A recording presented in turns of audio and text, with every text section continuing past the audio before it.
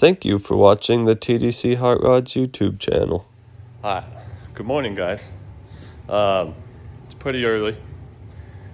I couldn't sleep worth a damn last night, so I went to bed super late, but still got up real early this morning, went and borrowed a couple tools from my brother and started messing with this thing, trying to just figure out what was going on. Finally, I come to the conclusion that the valves were way out of adjustment. Like, there was no compression. It just turned over terrible. It sounded terrible. And like, yeah, you guys heard it. Anyways, so I didn't have the camera running, but it fired up just for a second and sounded way unbelievably better. It sounded like it's supposed to. So I shut it off super fast. I hooked up the timing light.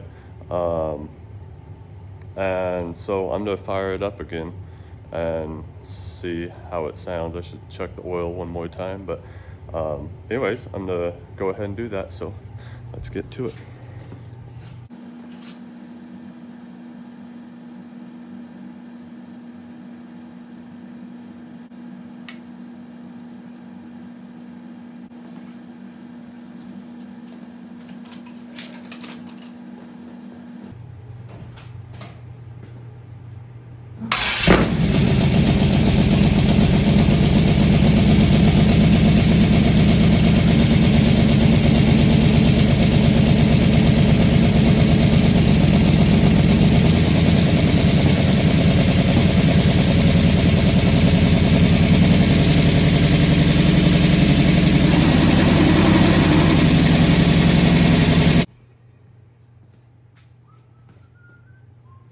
Woo!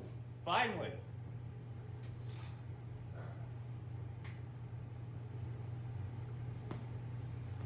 Wow, that sounds a heck of a lot better.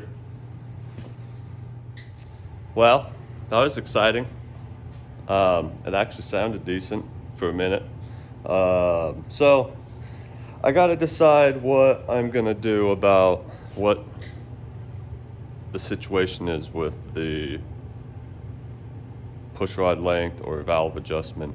Because the cam that I put in there is a cam that Hot Rod Magazine had did a very similar turbo setup with this exact engine, and I just bought their exact cam, and they didn't mention anything about having to do different push rods, but I don't really know, so I'm gonna measure them myself and figure out what's going on there.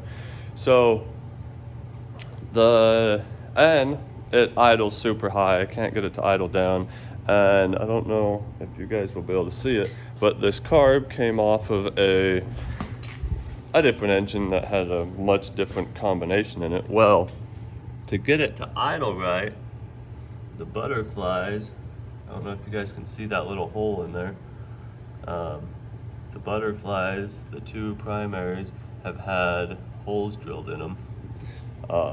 So then it gets enough air at idle without having to crank the idle screw way up and open the butterfly way up. So I'm probably gonna have to pull the carb off and solder those holes back shut, because it does idle pretty high idles. Like, it has a vacuum leak, and I don't believe I have any holes. I'm pretty sure all my holes are plugged. Yeah, sure are. So yeah, anyways, this is gonna be a short video, but just exciting that it finally fired up and ran halfway decent. Anyways, thanks guys for watching, and I'll see you next time.